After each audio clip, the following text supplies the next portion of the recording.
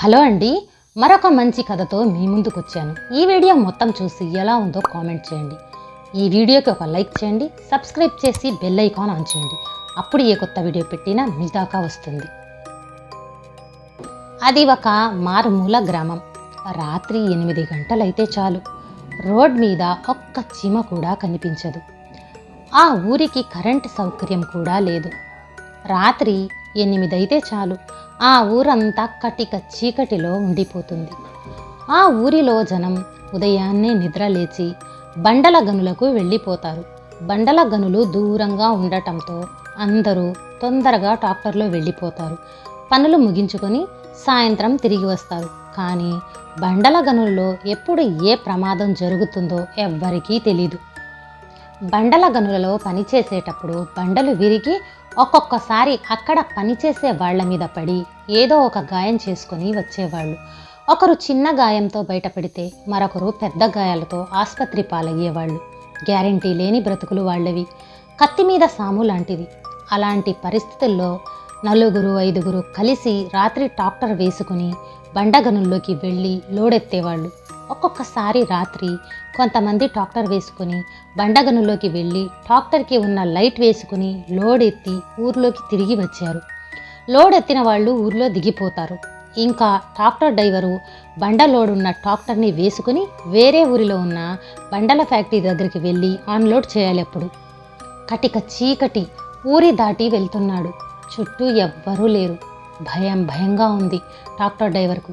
అయినా ట్రాక్టర్లో పాటలు సౌండ్ ఎక్కువగా పెట్టుకుని వెళ్తున్నాడు. చుట్టూ నిర్మానుష్య ప్రదేశం. ఉన్నట్టుండి ట్రాక్టర్లో పాటలు ఆగిపోయాయి. కొంత దూరం నుంచి నక్కలు మురుగుతున్న శబ్దం వినపడుతుంది. డ్రైవర్కి రాను రాను భయం వేస్తుంది. ఎందుకంటే అతను పొలిమేర దగ్గరకు వెళ్తున్నాడు అని. అప్పటికే పొలిమేర దగ్గర చాలామంది చనిపోతున్నారని ఆ ఊరిలో ప్రజలు ఒక్కొక్కరు ఆ పొలిమేర గురించి కథలుగా చెప్పుకుంటున్నారు. అది తలచుకొని డ్రైవర్ ముఖంలో చెమటలు పడుతున్నాయి. పొలిమేరకు అతి చేరువలో ఉన్నాడు. ఉన్నట్టుండి ట్రాక్టర్ టైర్ పేలిపోయింది. లోడ్లో ఉన్న ట్రాక్టర్ కావటంతో ట్రాక్టర్ని కంట్రోల్ చేయటం కుదరక ట్రాక్టర్ తిరగబడింది. ట్రాక్టర్ డ్రైవర్ అక్కడికక్కడే చనిపోయాడు. ఉదయాన్నే ఈ విషయం తెలిసిన గ్రామస్తులు అందరూ శ్లోక సముద్రంలో మునిగిపోయారు. ఊరంతా సప్పగా మారిపోయింది. అందరి ఇళ్లల్లో భోజనాలు చేయకుండా ఆ విషయాన్నే తలుచుకుని బాధపడుతున్నారు. ఈ ప్రమాద సంఘటన వాళ్ళ కొత్తేమీ కాదు. ఇలా చాలాసార్లు చాలామంది ప్రాణాలు పోగొట్టుకున్నారు. అందుకే రాత్రైతే చాలామంది ట్రాక్టర్లోకి లోడ్ ఎత్తుకెళ్లరు. ఇంకా మరికొందరైతే ఇవేవీ లెక్క చేయకుండా పగలైతే ఆర్టీఓ కట్టాలి, రాత్రైతే ఆర్టీఓ కట్టాల్సిన అవసరం ఉండదని దొంగగా లోడ్ చేసుకుని వెళ్ళి ప్రాణాలు కోల్పోతున్నారు. ఆ ఊర్లోని వాళ్ళందరూ ఒకరోజు రచ్చపంట దగ్గర సమావేశమయ్యి పొలిమేర దగ్గరే ఎందుకు ఇలా జరుగుతుంది, ఇప్పటి వరకు చాలామంది ప్రాణాలు పోయాయి, ఇంకా ఎంతమంది ప్రాణాలు పోతాయో అని భయం వేస్తుంది. దీనికి ఈ ఊరి పెద్ద మనుషులు ఒకే మంచి పరిష్కారం ఆలోచించాలి, లేదంటే మేమందరం గనులకు వెళ్ళము అని ఊరి ప్రజలందరూ కలిసికట్టుగా ఏకకంఠంతో అవునవును వెళ్ళము అని అన్నారు. ఆ ఊరి పెద్ద మనుషులందరూ కలుసుకొని ఒక స్వామీజీని పిలిపించి ఈ ఊరికి పట్టిన దరిద్రాన్ని వెళ్ళగొడదాం అని అందరూ అనుకుని ఇంటికి వెళ్ళారు. చుట్టుపక్కల గ్రామాలలో ఒక మంచి స్వామీజీ కోసం వెతకటం మొదలుపెట్టారు. ఒక చోట చెట్టు కింద స్వామీజీ కూర్చొని ఉన్నారు. పెద్ద మనుషులందరూ కలుసుకొని ఆ స్వామీజీ దగ్గరకు వెళ్ళి స్వామీజీ అని పిలిచేలోపే ఆ స్వామీజీ గట్టిగా, నాకు తెలుసు నాయన, మీ ఊరికి పట్టిన ఆ రాక్షసి పీడ విరగడ చేయాలి కదా అన్నాడు. అప్పుడు వాళ్ళు ఆశ్చర్యంతో ఒకరి ముఖాలు ఒకరు చూసుకొని, అవును స్వామీజీ, మా ఊరిలో పొలిమేర దగ్గర చాలామంది ప్రాణాలు కోల్పోతున్నారు, అందరూ ఒకేలా చనిపోతున్నారు, దీనికి అంతం అనేది లేదా స్వామి అని అడిగారు ఆ పెద్ద మనుషులు. అప్పుడు ఆ స్వామీజీ, నేను అమావాస్య రోజు మీ ఊరికి వచ్చి సమస్య తెలుసుకొని దాని పీడ విరగడ చేస్తాను, మీరు సంతోషంగా తిరిగి ఇంటికి వెళ్ళండి, అమావాస్య రోజు నేనే మీ ఊరికి వస్తాను, ఆ రోజు ఎవ్వరూ ట్రాక్టర్ లోడ్ చేయవద్దు అని చెప్పండి, గుర్తుపెట్టుకోండి అని చెప్పి పంపించాడు. ఆ రోజు అమావాస్య ఆదివారం కావటంతో అందరూ పెద్ద మనుషులు చెప్పిన విధంగా ఇంటి దగ్గరే ఉన్నారు. సాయంత్రం 6:30 అవుతుంది. పెద్ద మనుషులు స్వామీజీ కోసం ఎదురు చూస్తున్నారు.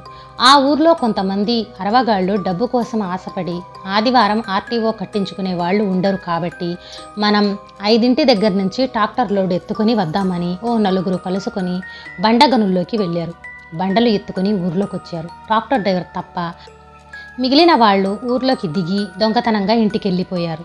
ట్రాక్టర్ డ్రైవర్ అక్కడే 10 నిమిషాలు విశ్రాంతి తీసుకొని కొద్దిసేపు తర్వాత బండల లోడున్న ట్రాక్టర్ని వేసుకొని ముందుకు కదిలాడు. ఊరిని దాటి వెళ్తున్నాడు. ఆ ఊరి పెద్ద మనుషులకు కొంతమంది ద్వారా ఇలా గనుల్లోకి వెళ్ళి లోడ్ ఎత్తుకొని ఊరిని దాటి వెళ్తున్నాడని తెలుసుకొని వాళ్ళు ఆ ట్రాక్టర్ని ఆపటానికి ఎవరికి దొరికిన వాళ్ళు బండ్లల్లో వెళ్తున్నారు. కొంతమంది బైక్లలో, కొంతమంది జీపుల్లో వెళ్తున్నారు. ఆ ట్రాక్టర్ డ్రైవర్ పొలిమేర దగ్గరగా పోతుంది. ఆ ట్రాక్టర్ డ్రైవర్కి ఎక్కడో ఏదో జరుగుతుంది అని చిన్న సందేహం వచ్చింది. అతని గుండెల్లో రైళ్లు పరిగెడుతున్నాయి. అతని ముఖం మీద చెమటలు పడుతున్నాయి. ఆ రోజు అమావాస్య అవటంతో చుట్టూ చీకటి అంతరించుకొని ఉంది. చుట్టూ చూశాడు. అరణ్య ప్రాంతం అవటంతో చెట్లు గాలికి కదులుతున్నాయి. ఎటు చూసినా నిశ్శబ్దం ఆవరించి ఉంది. పొలిమేర దగ్గరకు రాబోతున్నాడు. అతనిలో భయం ఎక్కువైంది. మరోపక్క ఈ ట్రాక్టర్ని ఆపటానికి ఊర్లో వాళ్ళు వస్తున్నారు. ఆ ట్రాక్టర్ డ్రైవర్ ముందుకు పోతున్నాడు. పొలిమేరకు 1 నిమిషం దూరంలో ఉన్నాడు. అప్పుడే ఉన్నట్టుండి ఒక పెద్ద సౌండ్. ట్రాక్టర్ వెనకాల చక్రం పగిలిపోయింది. ఆ డ్రైవరు చలాకీగా ట్రాక్టర్ నుంచి దూకేశాడు. ఆ ట్రాక్టర్ కొంచెం ముందుకు పోయి తిరగబడింది. ఆ డ్రైవర్కి ఏం జరిగిందో కొంచెం సేపు అర్థం కాలేదు. అలాగే చూస్తూ ఉండిపోయాడు. చుట్టూ చీకటి ఉన్న ఏదో తెల్లని ఆకారం అతని వైపుకొస్తుంది. మొదట్లో మసకగా ఉన్నది దగ్గరగా వచ్చే కొద్దీ ఎవరో ఆడమనిషి ఆకారంలో వస్తుంది. కళ్ళు 2 రుద్దుకొని చూశాడు. ఎదురుగా ఉన్న చాలా భయంకరంగా జుట్టు విరబూసుకొని పెద్దగా నవ్వుతూ ఒక ఆడదయ్యం. "నువ్వెట్లా తప్పించుకుంటావురా నా నుంచి" అని తన చేయి అతని మీదకు వెయ్యబోతుంటే అప్పుడే స్వామీజీ వచ్చాడు.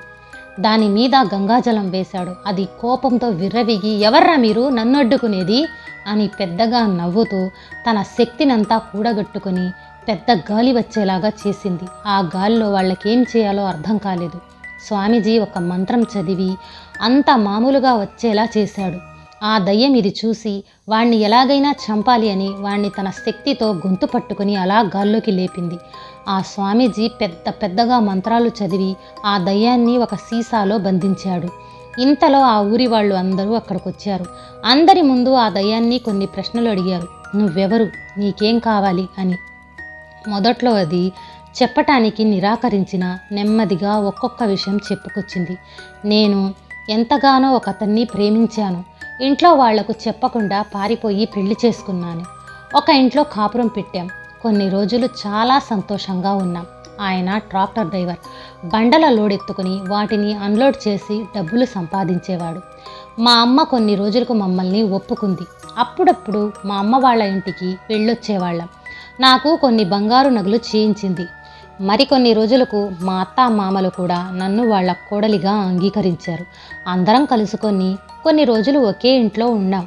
ఆయన ట్రాక్టర్కి వెళ్ళేవాడు. మా అత్త వాళ్ళ కూతురి బిడ్డను తీసుకొచ్చారు. మా ఆయనకు మేనకోడలవుతుంది. ఆమెకు పెళ్ళిడొచ్చింది. మొదట్లో నేను అంతగా పట్టించుకోలేదు. నేను నెల తప్పాను. ఆయన నాకు చీటికి మాటికి గొడవలయ్యేవి. ప్రతి దానికి నన్నే తిట్టేవాళ్ళు. ఒకరోజు ఆయన తన మేనకోడలితో సరదాగా ఉండటాన్ని చూసి నిలదీశాను. ఆయన "నువ్వు అనుకున్నది మా ఇద్దరి మధ్య ఏం లేదని" ఇంట్లో నుంచి కోపంగా వెళ్ళిపోయాడు. ఇది చూసిన మా అత్త ఒకరోజు అంతా నన్ను ఇంట్లోకి రానివ్వకుండా బయటే పెట్టింది. చాలా ఇబ్బందులు పడ్డాను. నాతో పాటు నా బిడ్డ కూడా ఆకలితో చాలా బాధపడింది. ఒకరోజు తల్లి కొడుకులిద్దరూ కలుసుకొని ఏదో మాట్లాడుకుంటున్నారు. నేను తలుపు చాటు నుండి వినసాగాను. వాళ్ళు దీన్ని వెళ్ళగొట్టి దాని పుట్టింటోళ్ళిచ్చిన బంగారం తీసుకుని ఇంట్లో నుంచి గెంటేద్దాం.